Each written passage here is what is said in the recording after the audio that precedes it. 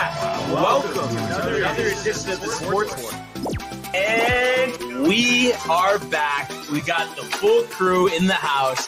That is what it's all about. The Yankees, out of any team in the league, are the best equipped to handle a blow like this. I think there is a higher power at play here. He's due law of averages. That dude is the ultimate scrub. It's trash. Yeah. Every person you have in there is fucking trash. Next game, you're going to see a big performance. You can see it in the end of the game, and I'm just totally stoked and excited for this. And we are back. Welcome to another edition of the Sports Port here on a Monday. Barnes and Tony once again. How you doing, sir? Doing pretty good. You know, obviously a very extensive weekend to recap and to talk about. But obviously, you know, definitely a little torn up about the Mets last night. You're still pretty happy going back to Citi Field, 1-1, whatever. But hey, man, let's freaking go. I mean, Monday Night Football, hockey's around the corner. Let's go, dude. Yeah, exactly. Big week. Big week. And listen, I mean, you know, the playoffs are tough. Wins are tough to come by, especially road wins. And like you said, I mean, big picture perspective, probably fine. I think it's just like anything. You know, once you get that little taste, you just want it all. Oh, yeah, dude. Of course you want it all. And I mean, you know, like you said, you know, the wins are hard to come by. Runs are hard to come by sometimes. Good pitching is also sometimes hard to come by. But, I mean, you got to take one game at a time, dude. You know, like you were saying, you can't win it all right away, you know?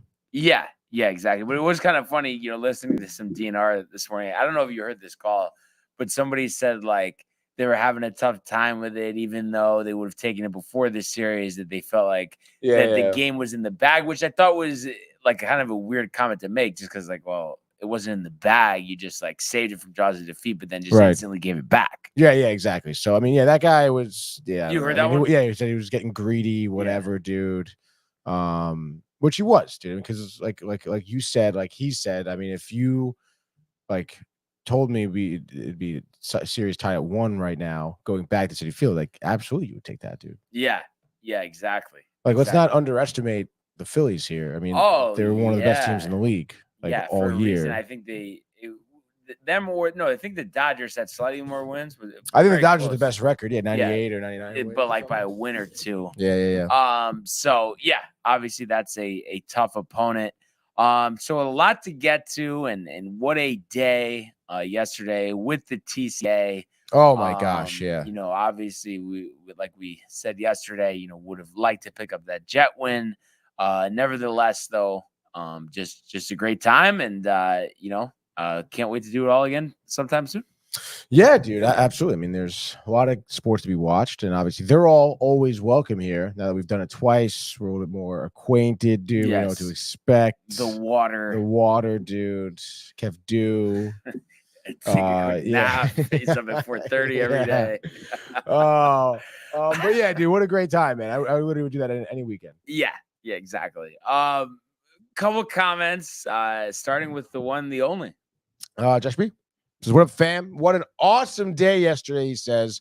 Thank you guys once again. #DTV, #TC, #SportsPort, dude. Right back at you, brother. And then speaking of our back at you, Matthew Ryan says, same shit, different year with the Jets. Might as well kept Zach Wilson for the laughs.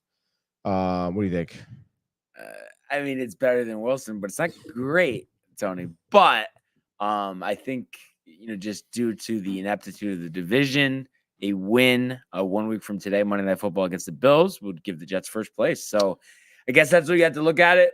But I mean, talking about getting things buttoned up, I mean, it just seems like there's a lot of, you know, I's to dot and T's to cross here. Yeah, dude. And I guess really it would lead me to my next question is, are you like, you think it's kind of over, or like, are you anticipating it being like just a dumpster fire? Well, yeah, but I mean, really, it starts with next week. I mean, win next week, and then we'll see. But think about who you've beaten. No, you're right. Titans, you're Patriots. Right. I mean, there's a lot lost to the Broncos left to be desired. Well, then I'm going to ask you personally. You can't run the ball. You had to put a percentage on them making the playoffs for you. Like, what's your percentage of confidence? 30. Yeah. What about you? I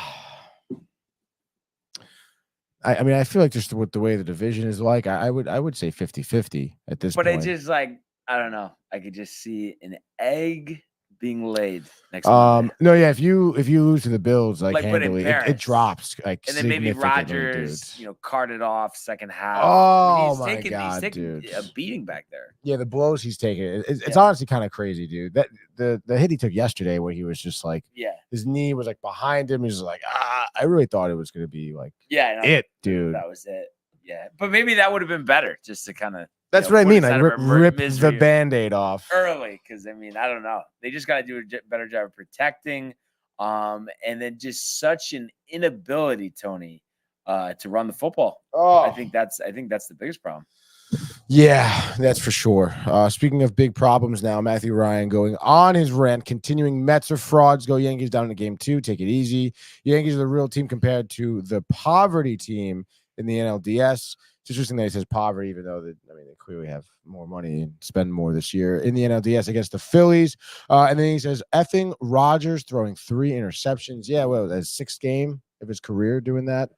Obviously, Brian, needless to say, he's 0-6 in those games. Yeah, I mean, what was that? I mean, just at the end of the day, we like to look at a lot of things, but I think we all would agree. He protects the football yesterday. That's a W.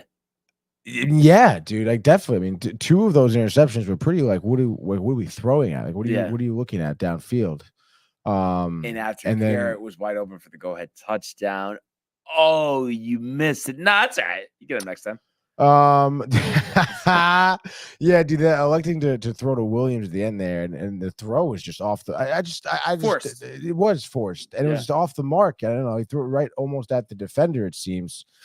And I don't know. I just don't know what he was thinking, dude. I just don't know. It's the classic, like, arms are up after the throw. Like, what did you think was going to happen? The arms up after the throw almost reminds me of like A-Rod with the bat after he strikes out in the playoffs, looking once again, same type of thing. So, yeah, I mean, I'm sure, in his mind, he doesn't like to think, like a lot of this stuff falls on him, but he got it, dude. Kind of does. So let's see what happens, But like I said, a lot to get to. So, obviously we had in the wee hours, of last night, finally the Sunday Night Football after the delay. So want to talk about that. But before we do that, just a quick brush, Tony, on the Sanderson's Farms Championship. Kevin Yu, the 26-year-old, picking up his first PGA Tour win in a playoff over Bo Hosler. So he puts together rounds of 66, 66, 66, and 67. So very consistent, all tournament long. And what a moment for him to pick up his first career win. Right in the conversation, you had Bo Hosler, who lost in that playoff, Lucas Glover and Keith Mitchell, who were one shot back of that playoff. And Mitchell really had a good tournament himself, but an ill-timed bogey on 18 left him out of the playoffs. So that had to have stung. And then you also had Ricky Fowler finally get inside the top 20, tied for 16th at 17 under. So I think, that's at least pushing him forward. Gary Woodland with a nice performance as well, also tied for 16th. So I think it was important for those guys to just put some lower numbers on the board and, hope to really put themselves in better position throughout this fall season. Yeah, I guess so. I mean, I guess, you mentioned Ricky Fowler, coming in there tied 16th. Do you think maybe this is a start of him turning a new leaf, perhaps? Or no, really? I think it just last year just wasn't the year. Wow. That'll happen from time to time. And he's never won a major, right? No, but remember he was in position, but Wyndham in the LA Country Club. You think he can get one next year? It's a long shot, but he has the ability. It's just like anybody. It just comes down to, putting it together consistently for 4 days. The timing, dude. So that was interesting. And like I said, he's looking to find himself into these signature events and really kind of get his, career back on track. We also saw across the pond, Tony, Tyrrell Hatton win the Alfred Dunhill Championship. Wow. And there's a lot of firepower in there, some pro-am feel to this. Rory and his father were playing. And, that was the tournament I had mentioned that, the Live CEO and Jay Monahan were playing. Rory and Brooks were in this as well. But it's Tyrrell Hatton, who, is new to Live, but wins his record 3rd championship there. So the Englishman getting the job done. It's always nice. Ram was in this as well. He was near the top. So kind of nice to get these guys back in the mix. And who knows, maybe finally, moving towards a resolution there. Yeah, right. And a couple other comments here. What do we got? Oh, yeah, of course, dude. Matthew Ryan says Tyrod time, by the way. Do you think Spark? What do you think? Rogers sent him down for a game? There's third quarterback inactive? There's no way that they're obviously, Tony. Yeah, I don't know. Of course. It's not even worth talking about. It's not. It's the same people who think about, Watson's going to get benched too. But regardless here, Matthew Gabriel also says, let's go, dude. Let's run it back. He says, yesterday was so dope, dude. Absolutely, Matthew. Oh, yeah, dude. Agree more. Can run it back. Will run it back. Take it easy, though. The winter's coming. Winter's coming. It's going to get late early. It's going to get cold quick. And then we also have Juan in here saying, good morning, guys. Yesterday was a 6 sports day. And Matt Ryan, that's a hilarious comment. You missing Zach? Question mark. He's not really missing Zach. I mean, I just think he's distraught, It is ridiculous back-to-back losses from the Jets this past 2 weeks. So, I mean, what are you going to do, dude? Yeah, just keep embarrassing yourself. I mean, that's what they are doing, dude. Yeah. Did you hear Rodgers at the press conference afterwards? No. I don't know, man. It's just pompous. Yeah, pompous. A sense that lacks urgency. It seems as well. We'll get it together. Yeah, guys got to get on the same page. We all got to do better. Come on, dude. I don't know, man. Where? Yeah. Come on. I mean, if they do fail, it would be in line with history, Tony. So. Yeah. We did watch the Quincy Williams thing. Did you watch that interview? No. He literally very, very standoffish to the reporter. Reporter is clearly Richie Meany? Shook. No, it was a woman. Justina Anderson? Possibly, dude. I'm not up on the locker room reporters for the Jets. Yeah. But easily he's like, yeah, we just got to do better communication. Starts with me, more of a leader. People tired of hearing the same thing, which is clearly a dig, I feel, at the coaching staff. Because it's Ulbrich, it's time. Come on, dude. Let's tighten it up. Rex said it's not time to fire Saleh. He said that's not how Woody operates. Everything is reviewed after the season. He knows. I mean, he got fired by the man. So right. Yeah. So that's tough, dude. See what happens, right? Yeah, I guess so. I mean, I feel like I'm at an advantage at this point because I'm expecting nothing. So if it does turn around, I mean, it'll be exciting. Yes, dude, you are at the advantage.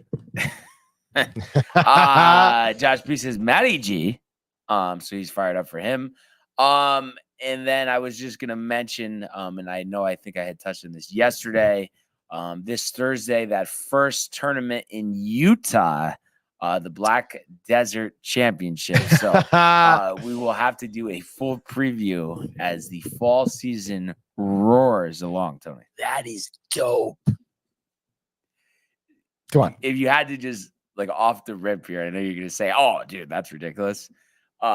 Name one besides that tournament, obviously, of the remaining fall events on the circuit here. Besides the Black Desert. Yes. Oh, God, we definitely talked about it, but I don't remember. Can you give me anything? Nothing. Bermuda Butterfield. I mean, you should have had that one. Bermuda Butterfield. Yep. Yeah, we talked about Thorne in Bermuda. The Shriners in Vegas. I feel like he goes to that one as well. Yeah. You think he goes to Zozo in China? I don't think so. Or Japan, actually. But either way. Chiba, Japan. Never heard of that one. Chiba. Yeah. No, never heard of that. Heard of the Zozo. And then he definitely goes Worldwide Technology Championship, Los Cabos. Are you kidding me? He's there, margarita in hand. Yeah, dude. Oh my God, that's so funny. So yeah, I mean, this course in Ivins, Utah looks pretty dope. So we'll talk about that on Wednesday. But let's start in the world of the National Football League. He wants Jefferson, climbs the ladder. Oh my goodness! Yes! Justin Jefferson, the catch of his life. Burrow fires, intercepted, picked off at a pick six. Minka Fitzpatrick, an absolute ball hawk. Niners twist up front and get to Tagovailoa. Bosa again. Mahomes escaping on the move, stops, spins, flips it forward for the touchdown. Stop it. Aaron Jones. Oh, what a tackle! Quincy Williams with a pile driver. Chips, dude. Like, really, the chips. The chips were nice yesterday. Chips were great yesterday. And speaking of nice, I mean, I think you were feeling pretty nice in the wee hours of this morning, really. If you were a Dallas Cowboys fan, they go to 3-0 on the road, a fourth quarter comeback, Dak leading the charge, 20-17, the boys over the Steelers here. And it was the first time. Last couple of minutes, Dak led his team from behind to victory, which was kind of crazy. We heard Rex talking about that before. Definitely was a defensive battle to start here. No touchdowns in the first half. You had 2 Cowboy field goals, 1 Pittsburgh field goal. So Aubrey hitting from 55 and 33, Boswell hitting from 41. And do you think, we went into the half, with Dallas up 6-3, you think that it was so defensive to start just because the players, body clocks were out of whack, with almost a 90-minute delay here before kickoff? Oh, yeah, absolutely, dude. And I mean, I understand, obviously, professional players here, they're doing what they can to stay loose and stay ready to go. But that still, takes a factor, no doubt, and it is a big game for both of these teams, a lot riding on the Cowboys to win, a lot riding on the Steelers now because they established themselves as somewhat of a good team, and a lot of pressure on Justin Fields. And obviously, I can only imagine what's going through his head with the whole quarterback situation with Wilson and whatnot. So yeah, definitely. I think that they were definitely shook up with the rain delay, especially with how intense that rain was looking, Brian. It almost didn't seem like they were gonna play, but then Really again, didn't. I mean, football, unless there's literally a hurricane scheduled, they always play. Yeah. That's what we've seen. So things third quarter, we finally get a touchdown here on a 6-play, 72-yard drive. Connor Hayward catching the touchdown from Justin Fields. So that gave Pittsburgh a 10-6 lead, and no more scoring there in the third. On to the fourth. It was part of a long drive that actually started in the third quarter. Dallas goes 16 plays, 90 yards, capped off by a Rico Dowdle, a 22-yard touchdown pass from Prescott to make it 13-10 Dallas. Freiermuth with the answer just under 9 minutes later off of a 12-play, 63-yard drive from Pittsburgh. So a 6-yard touchdown pass made 17-13 Pittsburgh. 4:56 left on the clock, and Dallas almost drains the entire clock. 15 plays, 70 yards, capped off by a 4-yard Jalen Tolbert touchdown reception from Dak. Made it 20-17 Dallas, and that is the margin that they win by here. So they moved to 3-0 on the road, 3-2 overall. Pittsburgh 1-1 at home, 3-2 overall, has dropped 2 in a row after starting out the season, 3-0. So obviously, a mostly defensive type football game here. I mean, any takeaways, and do you think this tells us any more about these teams, that we didn't know going into this one? I mean, I guess Dallas's defense, I think, really stepped up, especially if you think considering, other games that they've played against, like the Saints early in the year. I think their defense did a great job in kind of stopping what the Steelers were kind of putting out there, which, I mean, this isn't the easiest job. I'm interested to see what CeeDee Lamb thinks, to be honest, about his role with the team. I don't know if you saw, but after Dak that interception, Flipped out. he was definitely like, yo, come on, bro. Like, what are you doing? Sort of deal. And Dak was just sitting there with his head down. Didn't even acknowledge it, which is kind of weird. He looked like really spaced out, just staring down at his feet. Well, because I feel like sometimes it's like, these guys, I mean, you hate to say it, but it's like they just kind of see stuff from their lens. So I think it's just like he wants to be peppered with targets. Right. leading the league in all these statistical categories, so he can eventually try to get paid more money. I mean, do you think that's part of what goes through these guys' heads a lot? Like they just want every game 10, 12, 13 receptions for $150 and a couple scores. Yeah, no, I mean, definitely, especially receiver like CD Lamb, that is, so highly talked about to the media, from ownership, from his coaches, teammates, fan base, whatever. Certainly plays a role, but I do think at the end of the day too, it is like, I don't think Dak has been great. I mean, the Cowboys now, yes, improving to 3-2, great job. But needless to say, I think that the whole team, I think, is under the understanding that they did not get off to the start that they wanted to. No, no, definitely not. And, it seems like with 2 years ago, him struggling with the interceptions kind of feels like that's back here. I mean, it's not like a crazy amount of interceptions, but 4 through 5 games. I mean, obviously he's on pace for double digits there. So, it'd be interesting to see. I mean, Dowdle had a good game on the ground, but I think that's going to be key too. I mean, we've seen the Jets become too one-dimensional themselves, and I think that's where Dallas could eventually get into trouble if every game, Prescott's dropping back 50 plus times. Yeah, dude, they definitely have to establish a run game for sure. I mean, Zeke's not really getting it done. You mentioned Rico. I mean, you need some more. Yeah. I mean, Dalvin's still on the practice squad. So you wonder if they ever go to him or they look to acquire someone. But they have a tough task ahead. Home against Detroit. I think if they had Tony Pollard, they'd be probably better off. Oh, way better off. But you can't wing it. I mean, this is the NFL.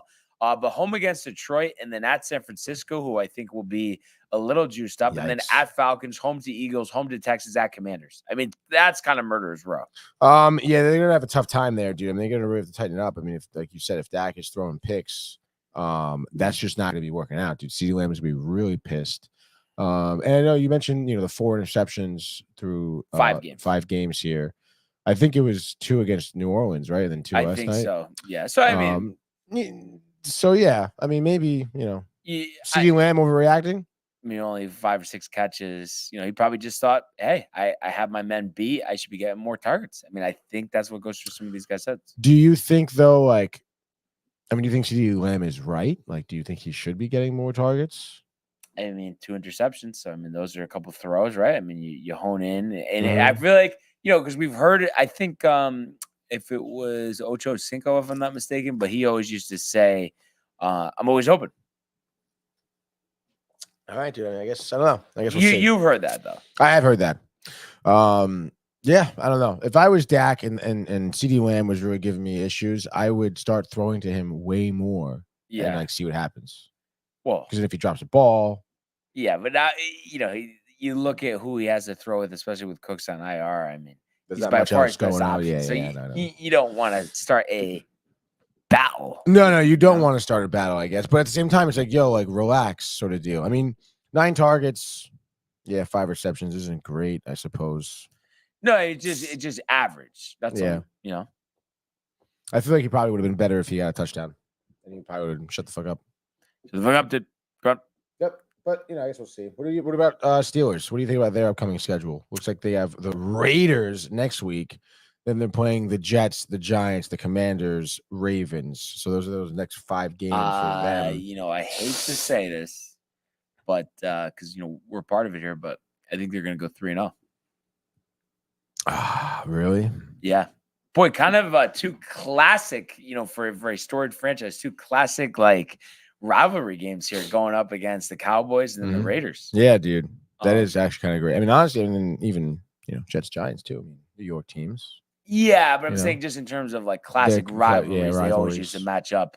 But yeah, I think Pittsburgh's gonna be fine. What do you think they do? They mentioned it to Rex before about if Wilson's healthy. Rex. I mean, I know you've never liked Wilson, so I can't imagine you're clamoring for them to make that switch. I wouldn't. I'm not clamoring, and I would be very surprised. I feel like if they did do that, dude, why would they do that at all? You do, like Rex did say, you do have a shot at having a young guy who could be your franchise quarterback. And you're gonna just like what? Take a shot on Russell Wilson just cause? I mean, I understand you're paying him. Nothing though, because you're paying him the minimum because Denver had to pay him, so you're paying him like $2 million. So then, I mean, do you really have any like inclination or? Well, what if they get shut out? What if they're getting shut out 21 the nothing Raiders? halftime? Raiders, Pierce jacked up, Minshew on the bench. Is it like Fields like 3 picks sort of deal? Like 3 and out. Every possession is just a 3 and out whole first half. oh, You think that's ever happened? no. Zach Wilson probably did it once. No. Probably. 3 now, you probably would have thrown a pick like, at some point. So What was it, 3? Third play? Yeah. Right? Well, regardless, I don't know. I probably still would not be. I would let Fields kind of go through the flames there. Because I don't know. I just think that's the direction you want to bring your team in. You know, I did want to see. I mean, we talked about it in the offseason, but I did kind of want to see that what it would look like. Yeah, well, then he should have fucking week 1 like toughed through the calf strain. But he probably didn't want to play poorly, and then get benched. But now he's lost his starting job. So if he played week 1, he probably wouldn't have been benched. I feel. Yeah, like maybe he wouldn't have played well because that calf was bothering him. No, yeah, but that's would have been the narrative though. Oh, he didn't play well. He's trying to tough through the calf. Maybe Fields comes in second half, and then who knows what would have happened? You know, like he could have done not well, and then it's Wilson starting week 2 on a fresh calf. Like you never know, Tony. Like what a missed opportunity by Russell Wilson. But regardless, you're stoked for the Steelers. You're stoked for Fields, and I would do anything I can to keep that man as a starting quarterback. What would you say percentage of Kev's Raiders pulling the upset next week?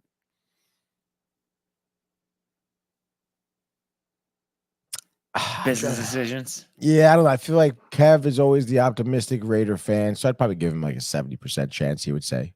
No, but for you. Oh, for me. Oh, I think you're saying like what I would guess Kev would say. For the upset, no, like 20%. 5? 25%? No. No, 5%. 5%? Oh my God. I mean, that's what I'm saying. A little hope there for the Raiders, no? Yeah. But I don't know. I think the Steelers are a lot better. Just with the defense, dude. Watt is an animal. Yeah, true. Second fastest guy in NFL history to 100 sacks, other than Reggie White. He's just jacked up all the time. I mean, I don't know if you saw some of the highlights, but he's going nuts with his helmet off and shit. Oh, let's go, dude. Absolutely, yeah. It's dialed in. So he's fired up. Be interesting to see Dallas and Pittsburgh what they do in the next couple weeks, and if they find themselves in the thick of things. 2 teams that are in the thick of things here, the Saints and the Chiefs, and they square off at Arrowhead tonight, Monday Night Football here. Kansas City, the line started at 5.5. It's down to 5. And the total is at 43.5. So not expected to be a shootout. Kansas City dealing with some injuries. Obviously Rice out for the year. Pacheco on IR. So in comes Kareem Hunt. Who has a rookie, I think, had 1,600 yards from scrimmage with Kansas City and then had some off the field issues and was in Cleveland. He looked pretty good filling in last week, and Steele, the rookie, had looked good as well and then had a fumble, and it seems like he's kind of riding the pine here. And then the Saints got off to this great start, shocked the Cowboys week 1, have dropped their last 2. Alvin Kamara, definitely somewhat of a resurgence so far this year. What do you expect? What type of game, are you expecting to see here, Tony? It's tough, dude. I would think that it is somewhat of a nail biter, to be honest. I think both defenses will be doing well. We haven't seen Kansas City have one of their games where they do score like 35, 40 points.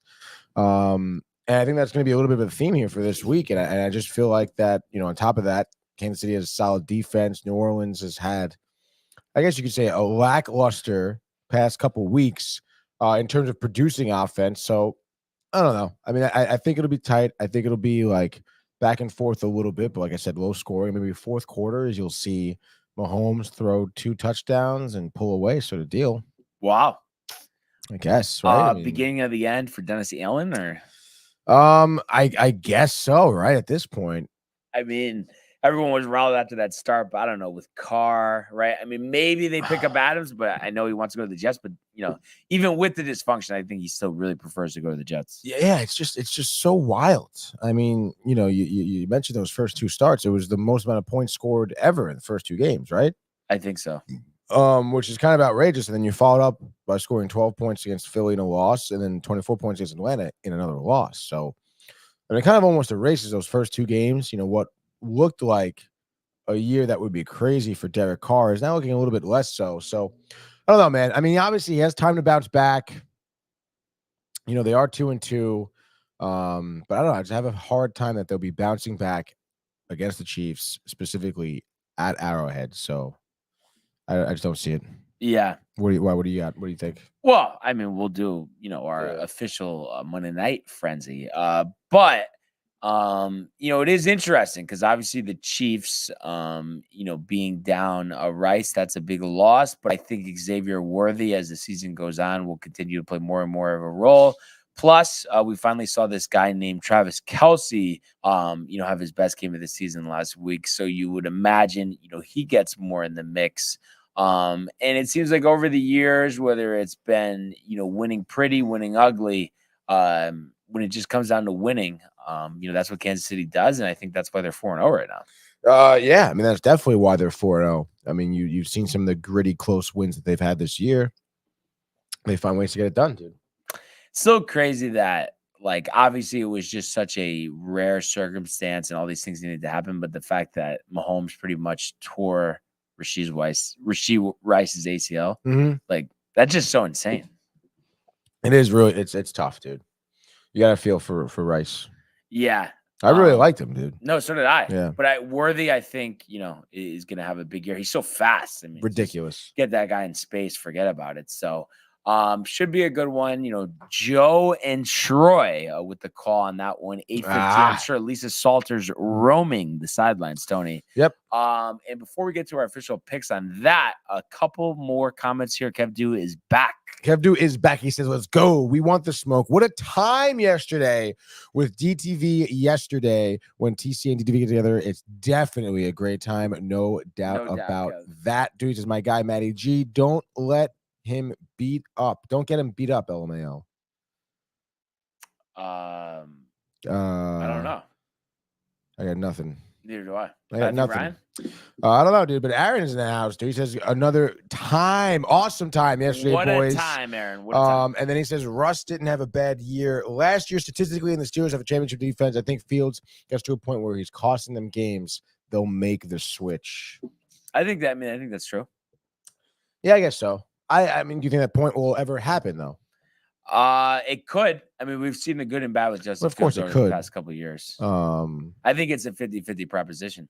But I think they're going to have a nice game against the Raiders, Yeah, I think so too, dude. So I'm sure, Tony, time will tell there, but it is time for a Monday Night Football Week 5 frenzy. There it is. Let's freaking go, Brian. You know the deal. It's Monday Night Football. Finally back to the standalone game. We can really focus in on one specific matchup, and we are the Saints in Kansas City against the Chiefs, who are 4-0, obviously undefeated at home on the year. Saints, back-to-back losses here, earning to bounce back with Derek Carr and the boys here. The spread, New Orleans is +5. Your over-under is 43.5. It's Olave, it's Carr, it's Mahomes, it's Kelce. What do you got, Brian? All right, so I think scoring-wise, maybe a little slower pace in the first half. And, I could see Kansas City, a pair of Travis Kelce touchdowns, maybe with a 14-10 lead. But then in the second half, they're able to score 3 touchdowns and end up winning a game that becomes a shootout. Wow. I am going to say 35-20. So the Chiefs 5-0, the Saints 2-3, losers of 3 straight, and the total hitting on the over. Great pick there, Brian. I would have to go with the Chiefs, excuse me. I love the call there. I do think we will be hammering the under. I just don't see the Saints honestly having much offense getting going here, and the Chiefs slow start. I don't know. The back and forth, as I said, with the fourth quarter pull away. Mahomes, Travis Kelce. Whatever, dude. Chiefs win this one 21-14, dude. And just like that, that is your Monday Night Football Week 5 frenzy. Do we have a check on the TCA picks? Because remember we were talking about that yesterday? Oh, yes, dude. The trusty notebook has made its way out of the personal bag. Let's see, dude. This was 10-4. 10-4. 10-4. Yep. 10-4, All right, that was right. Friday. 10-4, yep. So TCA has the Commanders -3, Win, Rams +3, loss. and then they had the Colts +3. That would be a Loss. push. 1-1-1. Josh B graphics corporate today. Wow, or no? the tie, dude. The tie, so that kind of makes things a little murky. But I guess we can let them off the hook just because we still have a pick tonight with the Chiefs. That's And right. We have them at 5.5. It's a 5. It's all right. But we split the 6s yesterday. Yes, we Win did. with the 1-1. pack, and then get screwed over with the Seahawks. I and still can't. Giants. I still can't believe that though. I mean, kind of pathetic, honestly. Yeah, dude, that's tough. I mean, the spread was 6.5 too. It's like, what are we doing, dude? The blocked field goal there. I mean, Oh either my way, God, we would the have got blocked field screwed goal. if they make the field goal overtime. They win by a touchdown, but oh wait, they don't kick the extra point. Yeah. 6.5. Ridiculous. Are you kidding? No, yeah, that's piss poor. Very unlucky for us. But hey, man, that's what we got tonight, Yeah. right? Yeah, exactly. And just because it's our pick tonight, if it's Chiefs romping, and Travis Kelce, maybe it's like 180 yards and 3 scores, like you won't even be bothered by it a little bit. I mean, no, it's our pick, dude. It's business. It's all about the picks. It's pure business, dude. Just like Josh B, corporate. Yes, all about the business. I mean, I know we say it every week, and maybe some people, would say we're kind of copying Francesa, but it is kind of crazy. Like tonight is the last night of week 5, Tony. It is kind of wild, dude. Really, this year is flying by. It's going to be for New football, Year's dude. tomorrow. Literally, though.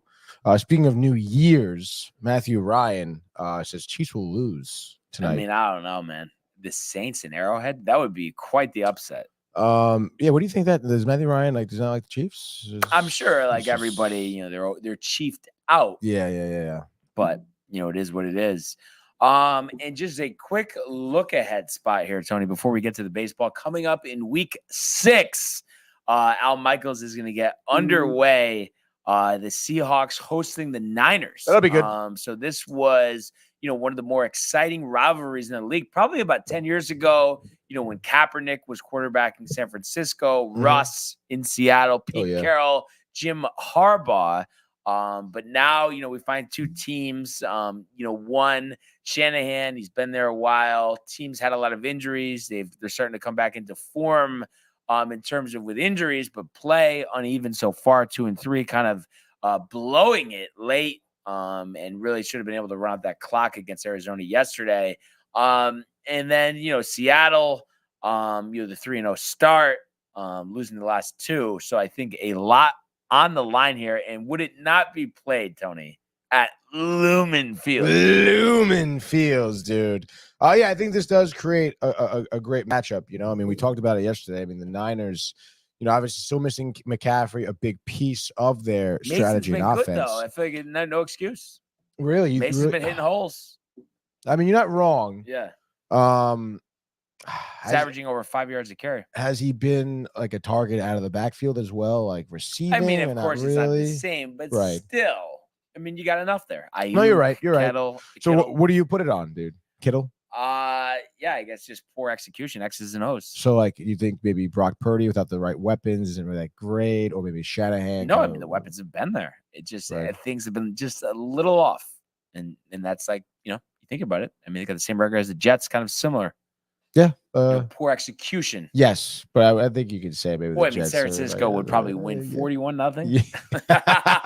5 picks for Rodgers or 6. I mean, they did play week 1, which seems like it was last season. It really does. And that time they lost by 12. So, but I mean, that's an interesting game because I think the loser of that game, instant bug out. San Francisco 2-4. Hup. Seattle 3 losses in a row after starting out 3-0. So either way, not great. No. And then we get Jacksonville Bears in London. I think that'll end up being a good game. Jacksonville picking up the first win. Yeah, the true, Bears, true. I mean, the defense has been good. Williams improving every week. We'll see. Packers Cardinals at Lambeau. I think that should be a good one. Colts Titans, probably a snooze fest unless Flacco ends up getting the start there and has 500 yards and 3 touchdowns, which he seems to do every time he gets an opportunity. Texans Patriots should be a laugher at Gillette. Bucks Saints, that's always a good matchup, so I think that'll be good. Browns Eagles, probably a snoozer. Commanders Ravens, that'll be exciting. Chargers Broncos, somewhat compelling for that 4:00 window. Steelers Raiders, potentially a snoozer. Lions Cowboys should be good. Falcons Panthers, snoozer. And then I would say Bengals Giants Sunday night with Tirico, definitely potentially a snoozer. Oh yeah, dude. Before Bills Jets, which should be intriguing. Snoozer, possibly, Really? dude. I mean, I don't know. Again, Bills blow out. So you think the Jets are going to get blown out? I don't know, dude. 5 Seems picks, like Rodgers, it, dude. 6? You're loving the picks. 7? 5, 7, 8 picks. I don't know, dude. I'm just unnerving feeling, dude. I think you've packed it in. I see No it one's in your packing eyes, it in. No one's dude. packing it in, dude. Or are you just tired? Tired Monday morning, tough morning. I forgot my keys in Mike's car. A whole big deal, dude. The laptop charger. The laptop charger. Still at the bar. Where is it? Yeah. What time do they open? Jeff. 4:00. 4 Yeah, o'clock. I looked up on my phone. Oh shit, Oh my god! But either way, we'll figure it out. It's dude. fine. Yeah, I mean, you better just go there But and stay there. I know that it's over. I No, mean, it's that's not how over. you It's feel. not over. It's not. You It's not feel it. Yep, over, you're dude. being If it is blowout Bills, then yeah, it's over. You're 2-4. You Would suck. they bench Rodgers 35-7 end of the third quarter? I wouldn't. If I were Salah, I'd keep him in there. I don't give a fuck, dude. Throw more interceptions. Go ahead. I don't know, but in all seriousness, like, I want to be optimistic here, but I think this thing is fucking crashing to the floor. Honestly, I really do. I really do. Honestly. I mean, it's very easy to think that, like, based on what you're seeing. Yeah. It's like, So where's the silver lining, Tony? gotta get the job done this week or Monday. But you don't even Like seem Monday. that confident. You said it was gonna be a snooze fest. It could be a snooze fest, dude. Monday night, like, I think I might end up going to the movies after the first quarter. No way. Are you kidding? So there's no, like, you're done. I could honestly see it being like 17-0 after the first quarter. Wow. And you're just like, oh my God, dude. Aaron says it definitely feels like the season's going off the rails. Oh, dude. Yeah. It's over. Honestly. Damn. Come on. dude. I think we want to be ahead of it here. No, I am. I mean, I'm saying it is over. But again, if it's this week, it's like, yo, whoa, wait a minute, let's pull it back. Then I think we're back in But business. I don't know. I don't know if it looks like crisp like at all this season. No, Mike. The offense- opposite of crisp. I mean, Yeah. the stupid penalties, the dumb mistakes, the drop passes, the miscues on offense. I mean, it doesn't seem like anything is really Let's see. good. So Bills at Steelers. So I mean, I could conceivably see them losing those next two. So that would be 2-5. Yeah. Win against the Patriots 3-5. Lose to the Texans 3-6. I can see them losing to the Cardinals 3-7. Beat the Colts 4-7. Lose to Seattle 4-8. Beat Dolphins 5-8. Beat Jags 6-8. Beat The Rams. No, lose to Rams Nah. 6-9. Lose to the Bills 6-10. Beat the Dolphins 7-10. Are you kidding me? Yeah, I don't know. I mean, I it's tough, dude. I know. I would say out of that, like, best you're gonna go is probably 8-9, I guess, right? Isn't that unbelievable? But like, because what were you really expecting during the season? Not the Rodgers on the podium thing. I mean, what were you really expecting here? I mean, 10, 11 wins Yeah, at least, in one like playoff 10, win. like double-digit wins, dude. Yeah, For sure, at the very least. And I mean, you're I don't know, you're expecting just a team to out of the gate, like, look like they're hungry, like, for wins and like good plays, but they're not. They're having miscues. They're not on the same page. Like, they're not working together enough, it seems, right? I mean, you don't have a team that has this many miscues that's like gelling well at practice, you know, that like, has like a buttoned up head coach. no. So I mean, like, what do we What are we doing? And then the funeral continuing. Aaron saying they missed the playoffs. Rodgers leaves. Everyone fired. Reset button once again. And Josh B, a timely same old Jets. Oh shit, dude. Yeah, I mean they're probably right. Wow. Week 5, Tony. Unbelievable.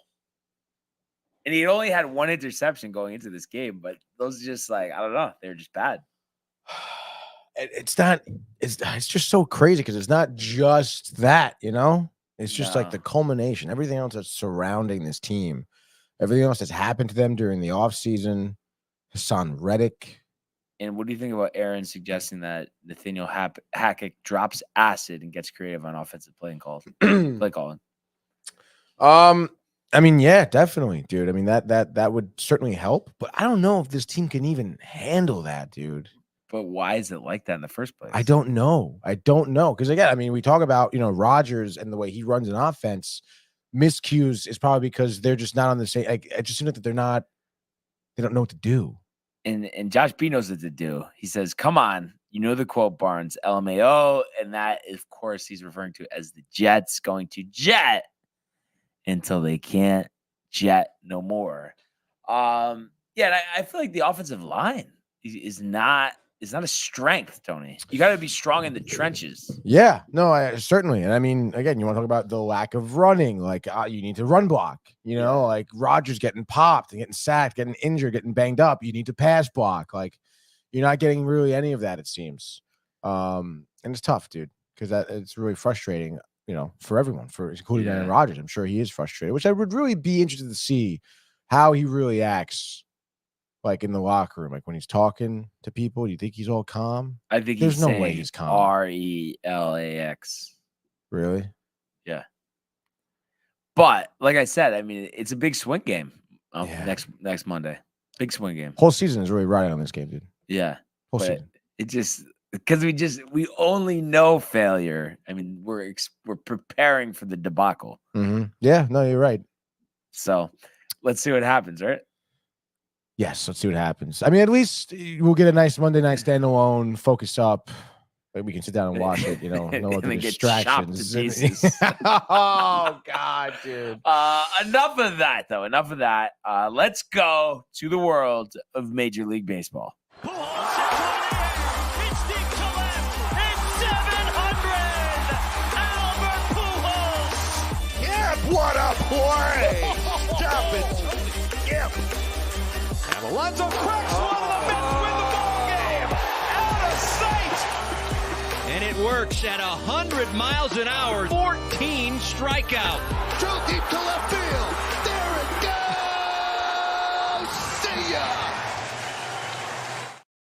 Aaron asking, doesn't it piss you off when you look at Gino and Flacco and Sam all having success when they leave this dumpster fire of an organization? The sickness has infected Rodgers too. When have you seen him look this bad? And then Matthew Gabriel with a Kev, do my guy, Josh, be my boy. But I mean, honestly, though, I mean, it seems like forever ago, with the Rodgers torn Achilles mixed in between. But he didn't. It almost reminds me of 2022. I mean, that was ugly at the end with the Packers. Yeah, no, very, very. It was ugly. But I mean, I don't know. I feel like Aaron does hit the nail on the head where he says where it's like it just didn't seem this bad. I don't know. Like the end of that year, yes, bad. Weird things going on. Management, Rodgers seems like that's when he started to get into his drug use. The darkness. Yeah. But regardless, it still seemed like that he was able to have an offense that generated something, like a team that looked still pretty competitive. Right. I mean, losing to the freaking Broncos, like, oh my God, dude. Like, even this past week too. I mean, it's just not. Oh God, dude. I know it was the Vikings, but still, I mean, it was a game that was in hand. But those losses are just atrocious, dude. Well, one little thing in both of them, and you're 4-1. Yeah, no, literally one little thing that could have went right that you had complete control over, like you would be 4-1, dude. You should be really. But I mean, I guess obviously you've been a Jet fan way longer than I have. I mean, does it piss you off to see Geno Smith do well somewhere else, Sam Darnold do well somewhere else? I mean, yeah, but I guess it just, I think it's one of those things when you try to get away with certain things, they tend to, rear their ugly head. And I think keeping Salah and coaching is part of that. And then I think, the line. I think the line, I mean, to be a championship team, I mean, you really, really need to have a good offensive line. And I just feel like they don't. Yeah, no, you're totally right. They really don't at the end of the day. And I don't know. I mean, you can blame coaching, GMing, ownership. Yeah. But they gotta like figure something out. Like again, like Aaron's talking about hitting the reset button yet again. But it's like, what good is that if you don't know how to build the team anyway? Well, I think one thing that just obvious, and we know Rex usually doesn't have too many points when he's getting on the radio or TV. Yeah. But I think committing to the run is a big thing, and you Yeah. can't be discouraged because on first down, you get a gain of 1 or 2. Mhm. I think you just have to commit to that. Hypothetical. Maybe they get blown out by the Bills on Monday. Salah fired. Rex Ryan back in, dude. Because he would take that job in a heartbeat. Obviously, if it offered it to him. Would you be like, or like, absolutely not, dude? You really think Aaron Rodgers would want to play for Rex Ryan? Are you kidding me?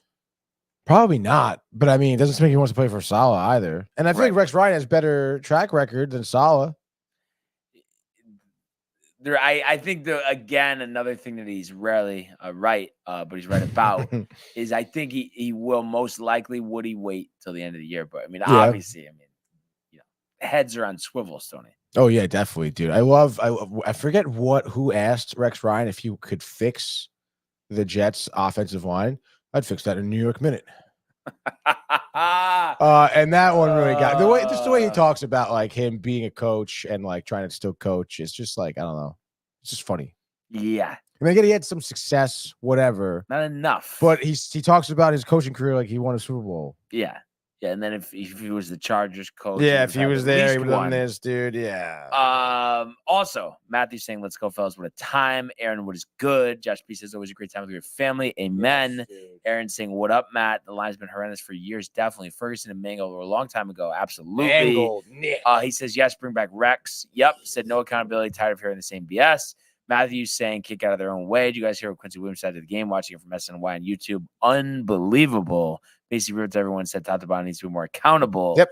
Yeah, exactly. So, well, let's see it. Salah sucks. Salah sucks ass, dude. But enough of this. I mean, it's up to them Sunday if they or Monday if they want to get the job done or not and save the season or continue to spiral out of control. Oh my god. But baseball here, Tony. Baseball here. I know it's painful.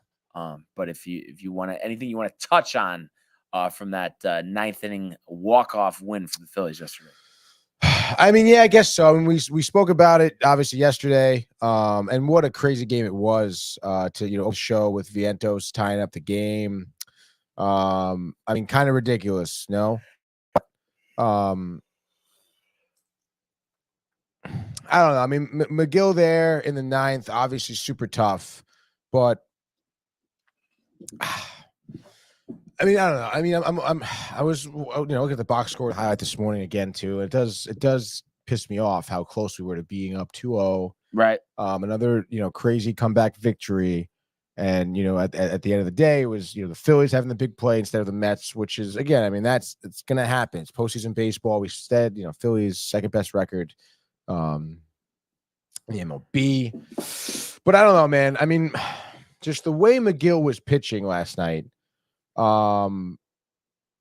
it just wasn't. I don't know, dude. It wasn't good. It was really dumb. I thought and I don't think I would necessarily blame just him either, because I mean, we saw the conference at the pitching mound with Mendoza and Hefner. I mean, clearly this was a collaborative strategy on how to pitch to Trey Turner and how to pitch to Bryce Harper.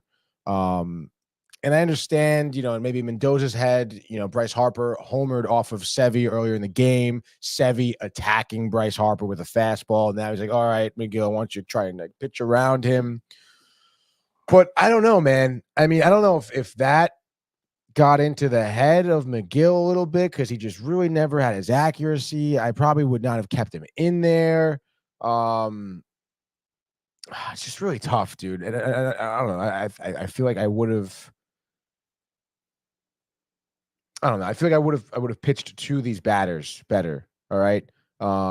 It's 2 outs for Christ's sake, and you walk Turner and you walk Harper.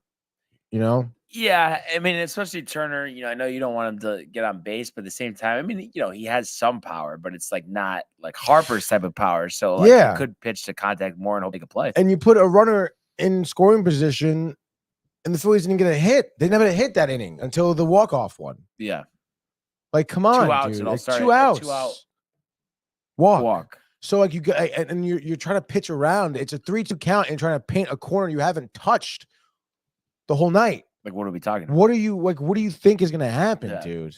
All right. And I don't know, you really fucked it, man. Like you really did. I mean, McGill really blew it. Slider on the inside, he roped it down the line. Everyone knew it, whatever. Turner was probably rounding third by the time that ball made it into the outfield. Yeah. So it just sucks. It really does suck because you were, again, I mean, you were pretty fucking close to making it 2-0. If you're the Mets, though, you need a short memory. I mean, it's, I'm not to make excuses, but I mean, talk about a bullpen that's been exhausted. Diaz has been throwing so many freaking pitches, dude. He's in the 7th. He's in the 8th. Yeah, exactly. 9th. And not for nothing, too. Like, I mean, McGill, too, in a spot he's not used to. I understand, Mendoza pushed Peterson to do it. It was successful. McGill, obviously, different story here. But I mean, at the end of the day, I mean, this is, I think, a great scenario the Mets are in. For the first time in a long time, they're going to be playing in front of their own fans, which I'm sure is just going to be, energizing, to say the least. Yeah. Not to mention they have an off day for the first time in what feels like forever as well. And Mendoza has been asking so much from every single person on this roster, and for the most part, they've been, answering the bell here. So I don't know. I mean, you got to be, I think, happy with where the Mets are at right now. It was a tough loss. The Phillies are a great team. They're allowed to make big plays as well. So short memory. Enjoy the off day. Get some rest. Stretch it out. Get back at it tomorrow with the same mentality that you have had since, all September. And Aaron saying, you're right enough. Yankees got a game to win tonight, baby. Josh B, New York Yankees, let's fucking go. Let's fucking go, Josh. And then Aaron says, I know some Mets fans hitting on the move to bring in Diaz in the 7th. I disagree. You're bringing in your best to go up against their best at the most important part of the game. Right move to me. Josh agrees. I think everybody agrees. Yeah, I think so. Regarding that. So it'll be interesting to see. And, we mentioned it yesterday. It does feel like this one is going to go the distance, but obviously, time will tell. Another series that I think will go the distance, the battle out west between the Padres and the Dodgers. The Padres, as Tony would say, clapping back yesterday with a decisive 10-2 victory. You saw some chirping going on with Machado and Flaherty because I think Machado homered off of them, but I just saw a bunch of back and forth, regarding them. So that was kind of crazy. Did you see the whole? Or it was Tatis. It was the Tatis. whole fan thing. No. Because when Mike and I were driving back home, listening on the radio, and there was probably like a 20-minute delay, because fans were like talking shit to Tatis, throwing shit on the outfield, and it was like it started out, I believe, in right field. And then there was like a stop in left field. Security had to get on the field. They had to like literally move Tatis. Like they told him to get back. Security was trying to figure out. They had to eject a bunch of people. There was fights in the stands as well because of it. So pretty fucking wild, to be honest, dude. Like I've never really seen that. A significant delay in a game because of that. It's one thing in the trash in the field, whatever they pick it up, see you later. But it was like multiple areas from the outfield. Like it seemed like it was getting pretty freaking rowdy, dude. Been a heated rivalry for sure, and obviously two of the best teams in the National League this year. And I feel like it's definitely going to go the distance, but I do think just overall, just something tells me the Padres are, the better team, and obviously it was a good sign for them getting to Flaherty the way that they did. He allowed 4 or 5 in the third. Darvish, missed some time with injury this year, wasn't great, but last night he was great. 7 innings, 3 hits, 1 run, 2 walks, and 3 strikeouts. So I think the momentum, is definitely on their side, and Tatis has been absolutely on fire. He had 2 home runs last night. Higashioka, all of a sudden, he's Babe Ruth, his 3rd homer of the postseason. Bogarts with a home run as well. Jackson Merrill in the middle of that lineup. I mean, this team, Tony, wow, the talent on this team is unbelievable. Yeah, there's no doubt about that. We knew that this season, and a lot of their guys have really dialed it in. Tatis being one of them. I feel like Tatis was in a position this year where honestly his career could have taken like a turn for the worst. Given the injuries, the steroids allegations, being out for an extended period of time this year as well, it would be very easy for him to not be good, to be honest. And I think it's a testament to his skill as well as this lineup, dude. I think that they've been together for quite some time now. Manny Machado, I think, is one of those players who's matured a ton since he's first came to San Diego. And I think his level of play shows that. And I think you can also, tip your hat to like Schilt as well for maybe, keeping these guys level-headed as they're in this position. Schilt, keeping a tight ship over there in San Diego. That's right. So I think this series is going to be great every night. I think is must-watch TV, and that's what we'll get tomorrow. Michael King, who was dominant in his opening start of the postseason against Atlanta, towing the slab against Walker Buehler, who missed a lot of the time this year with injury and wasn't great upon his return. And Freddie Freeman, by the way, 1-6, 5.38. Freddie Freeman banged up day to day with an ankle injury. Sprained his ankle. Did he leave the game yesterday? Yeah. But I think there could potentially be some trouble ahead for Los Angeles here. Really? Just because of that. And like I said, how does Buehler not get popped? Yeah, it's true. He's been a model of inconsistency. Speaking of injuries as well. And yeah, I don't know. Yeah, no, you're probably right. Again, I think, this game, the 10-2. But Flaherty, how much confidence do you have in Flaherty? He was outstanding since coming over from the Tigers. But don't you think, I don't know, I feel like I would have some more confidence in the playoff. Yeah, I don't know, maybe. I think it's still a toss-up for me. It's 1-1. The Padres here, obviously, has been scoring. It's been a high-scoring series so far in terms of totals. Both at 12, by the way, for both these games. So it should be interesting to see, I guess, what happens. But I think the Dodgers will put up a fight. Why, you think the Padres went out right now, or? Not went out. I think it's going to be 5, but I just think they're a better team. They just seem to me like they're a better team. It just seems like the Dodgers have been that team that kind of fall apart late. That's been their MO for forever, it seems. But yeah, I guess we'll see. I wonder what the other pitching matchups are. Do you have it in front of you? Any chance? No. I don't imagine they're not even to say. Yeah.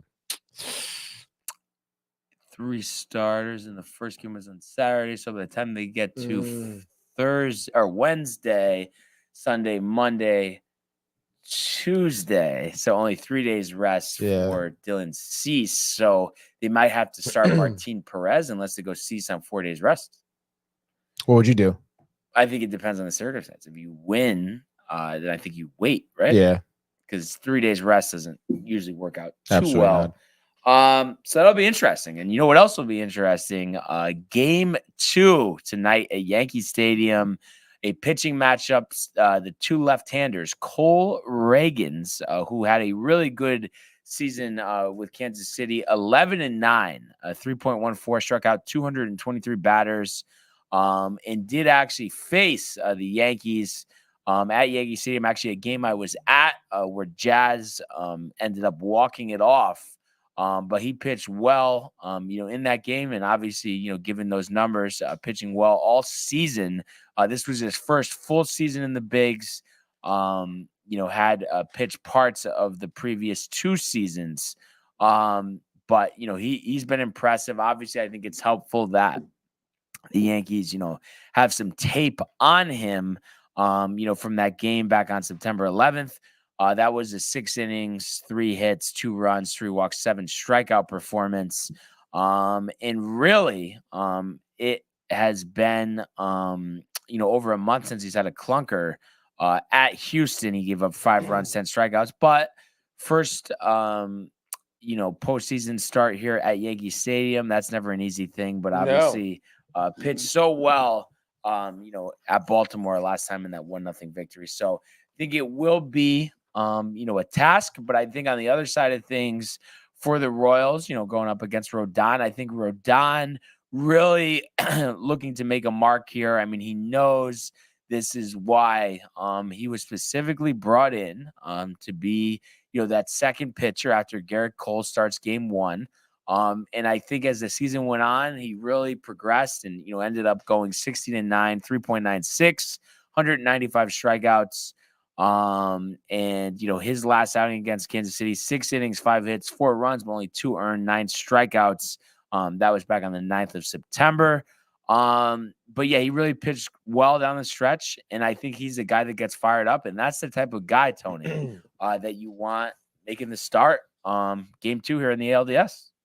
Yeah, definitely, dude. I mean, I think that it's gonna be very interesting. I mean, it's tough to kind of put a gauge on how this game will go, because I really didn't expect the offensive back and forth, honestly, in game 1. Last time, yeah, that was nuts. That was really crazy. We'll get to the prediction, but I do think we will see the Yankees strike early, especially because Judge and Stanton, such a poor game 1. I really think here in game 2 they're going to look to do damage, and historically they've done well, against left-handed pitching. So I think that bodes well for them. And before we get to our friends, I believe JD Talking Sports had a comment. Nice to meet him yesterday as well. He stopped by for a sec. Yeah, it was great. I definitely didn't expect that. And he says, "What about the ridiculous fans in LA? No place for that crap."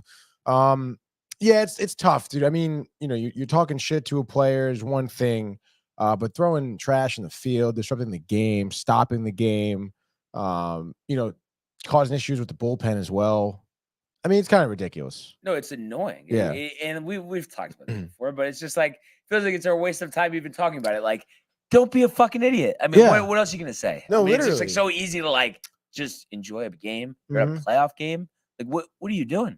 And it just doesn't make any sense because it's like, what are you trying to accomplish? Yeah. And if I'm a Dodgers player, I'm like, what the fuck is that, dude? He also says need something from Judge tonight. Was swinging at some terrible pitches game 1. I need some good at bats. Playoff baseball is unpredictable. He says same here to us. 100% point taken. Back to the sports, dude. He gets it. Obviously, he gets it, dude. But yeah, I agree with Judge, and really, just like any obstacle that he's faced in his career, I expect him to bounce back to that tonight. And I'm excited, and I think this is an opportunity. You really want to go to Kansas City, another off day tomorrow. And then you just want to head to Kansas City with the option of just winning one game there to advance to the American League Championship Series. So it starts tonight. It starts with Rodon. The Yankee faithful will be in full force tonight. Oh yeah. Another packed house, I'm sure. So let's go and let's get the job done. And it is time, Tony, for a full-on American League Divisional Series preview Monday, October 7th, starting in Cleveland. Wow. All right. Absolutely, bud. We're starting in Cleveland. You know the deal. The Tigers are down 1-0 in the series. Brian shaking right now. Detroit minus 130. And his favorite pitcher, Tarek Skubal on the mound here. Over under is 5.5. He's going to be opposed by Matthew Boyd, making his first postseason start here. Obviously, Tariq here, we know, did pitch 6 innings of only, I think, one or no, a shutout baseball, I believe, actually against the Stros. And we know about their offense. I mentioned the over-under is 5.5, so Vegas expecting some good pitching, some low scoring, even though the Tigers were shut out 7-0 game 1. What do you think happening here, dude? Yeah, I mean, obviously a tough game for the Tigers game 1. I think it's tough, against a quality opponent, like Cleveland, to have that opener strategy to rely on 6 or 7 guys to come out of the bullpen, be ready to go. Obviously, the first guy out of the pen wasn't ready to go, and that's why they lost the game. But I think they flipped the script here in game 2. Skubal has been unbelievable. He will win that American League Cy Young Award. Matt Boyd, the former Tiger, I don't think that necessarily, installs fear in this Detroit lineup. And obviously, we know they're not one of the top offensive teams in the league. But I think they can get some runs off across Boyd. I don't think he'll pitch deep into this game. He usually, only goes 3 or 4 innings. That's right. So what I see happening here, I think Skubal will give them 7 innings, no runs, and he will strike out 12 Guardians en route to a 3-0 Tiger victory here. So we're going to say Tigers and the under. I love that call. I love the bounce back here. In that game 1 7-0 loss, pretty crazy, giving up 5 in the first inning. Obviously your pitcher not able, your starter not able to get an out, has to go to Reese Olson, and he gives you 5. So a little bit of a crazy start there, and Cleveland obviously having a good bullpen here. Once we know about Emmanuel Clase as well, but I think Tigers, Skubal, great start. Offense maybe can feel better to get going a little bit more. I think it'll be tight, but I do say Tigers maybe bounce back here. I'll say it'll be a 4-2 victory there by the Tigers, which would actually put us at the over. So Tigers in the over for me here. And now we'll go game 2 of our other ALDS matchup here. The Yankees against the Royals, 7:38 on TBS, Brian, coming from the Bronx. It is the Yankees, minus 150 here on the money line.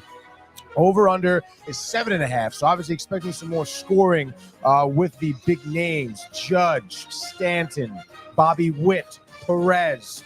Cole Reagans obviously also has had a postseason start already. 6 innings of shutout ball. Carlos Rodon making his first start this postseason. Obviously a lot of pressure on Rodon. What do you predict for his line, Ryan? I think the night will start as it typically does with the one, the only, the legend, John Sterling, saying, once again, good evening, everybody, and welcome to Yankee Stadium. And I know Bob Costas, from a national perspective, ready to go with Ronnie. Supposedly, I didn't hear it last time, but I guess seemed like, Bob is historically, last series, he called, for the Yankees, seemed like he's rooting against them, trying to sell it. Everybody was saying that Ronnie seemed openly rooting, for the Royals, which is kind of interesting. Oh, my God. Anyhow, I think Carlos Rodon, so fired up. I would say, especially given the magnitude here, this will go down as his best start as a Yankee up to this point. I think he's going to be so dialed in. He knows it's important, especially how Garrett Cole struggled in game 1. He wants to ease up on that bullpen a little bit, and I think he'll do just that. I think he goes 7 innings, gives up 2 runs, strikes out 10, but he's has a calm demeanor the whole time, while jacked up, well excited, because the Yankee offense off of Cole Reagans, I think first inning, I think it's a quote-unquote Sterling, that's how you draw it up, Susan, with the Glaber single, the Soto walk, the Judge 3-run homer, Stanton adding a 3-run homer of his own in the 5th, kind of awaking a little bit. At the end of the day, I think this is chalked up to a 6-3 Yankee win. Yankees going up 2-0, headed back to Kansas City. Yankees and the over. Nice job there. Yankees in the over. Interesting on the over bit. I do agree Yankees win. I'm going to go with the under, though, and I do love Rodon's line. 7 innings, 2 earned runs, but I do think he comes out classic Rodon, jacked up, the fastballs, the anger, the sweat, serves up 2 home runs in the first inning, settles down, gives you the 7 innings, 2 earned runs at the end of the day. Bullpen cleans it up. Use Weaver, that's great. Loving Luke Weaver in the closing position role. And obviously, in terms of offense here, I think you'll get a homer out of Judge. And I think you can get like a nice, maybe like a 2 RBI double from Verdugo. I think he's going to continue to do well in the postseason, as he typically does. I believe his career postseason numbers, he's batting over 300 and stuff like that. So, and I'll say maybe later in the game as well. I would imagine Reagan's gives you a performance similar to Rodon, maybe 6 2/3, 3 earned runs, something like that. But I say give me the Yankees winning this game. I'm going to say 5-2.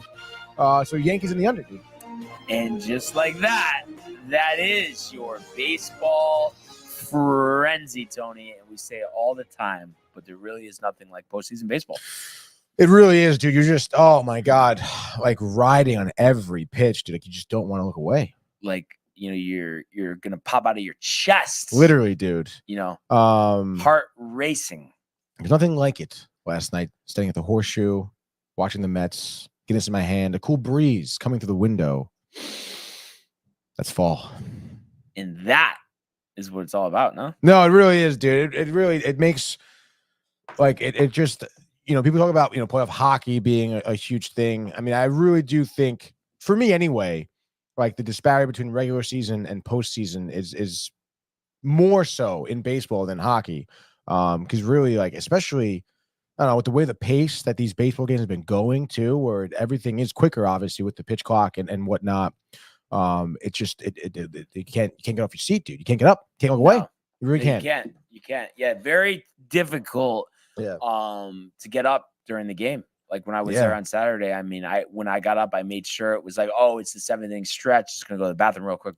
You can't wait in the line because it's gonna take 2 innings probably. And I don't want to do that. Like, what's the point? You know? Exactly. What am I here for? Yeah, exactly. But it's interesting too. You look at game times. I know, like the game I was at, it was over 3 hours. Like, I guess just because of the magnitude, maybe it's played at a slower pace, even though the rules are the same. But I don't know if you've noticed that game times for the playoffs, I've seen some more 3-hour games than we did in the regular season. I think what you're also seeing too a lot more is I mean, you know, I think, at least personally, I think the Mets have been checking runners at the bags a lot more. Maybe it's just because they're playing against the Phillies or whatever, but you're seeing more throws over. You're seeing more timeouts taken as well. Maxing out the timeouts. Yeah. I think that, you know, when a pitcher or even a batter knows there's a big pitch coming up, like he'll take that time immediately. Just, I don't care. I'm taking it. Even if I don't need it, I'll take it, settle down a little bit. So I think that's definitely why.